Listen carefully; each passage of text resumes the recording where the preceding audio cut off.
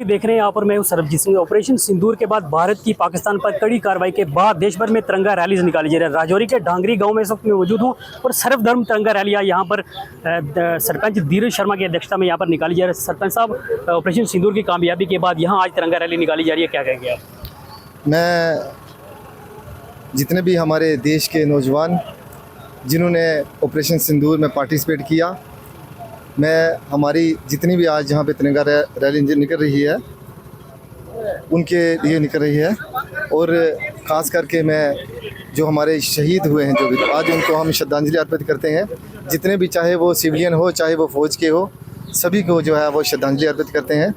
और ख़ास करके जो हमारी एयर फोर्स जो एयर स्ट्राइक जो की गई है, और ख़ास ही उसमें जो हमारी कर्नल सोफिया कुरैशी और उनके साथ स्क्वाड्रन कमांडर जो भूमिका जो थी, उन्होंने जाके पाकिस्तान के अंदर जिस तरह पहलगाम में निहत्थे लोगों के ऊपर आतंकियों ने जो प्रहार किया था, उसके बदले में हमारी दो बेटियों ने जाकर पाकिस्तान का नक्शे जो उसका बहुत नाश किया।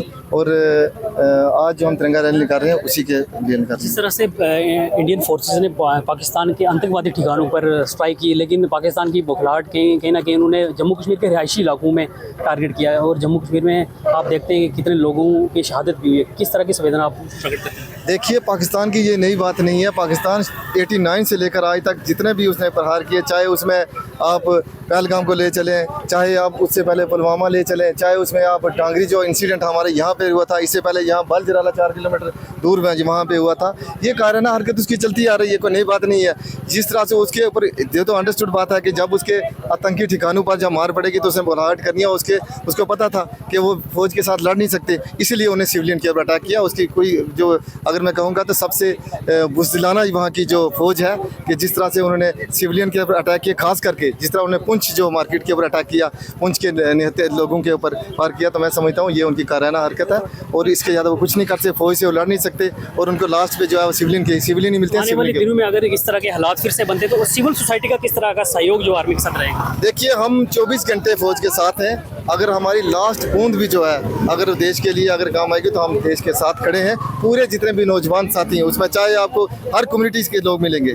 यहाँ लोगों ने बड़ी कोशिश की है, जो खास करके पाकिस्तान की बड़ी कोशिश रही है कि यहाँ आपसी जो है भाईचारे को तोड़ने की, लेकिन इन लोगों ने हर समय, खास करके खिताब पीर पंजाल में हर बार इन्होंने जवाब दिया कि यहाँ पे लोगों ने कभी भी आतंकवाद को कभी भी उगने नहीं यहाँ पर दिया।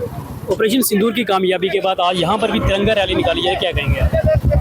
तिरंगा रैली का ये जो ऑपरेशन सिंदूर था, ये उन तीनों सेनाओं को हम डेलीगेट कर रहे हैं ये रैली।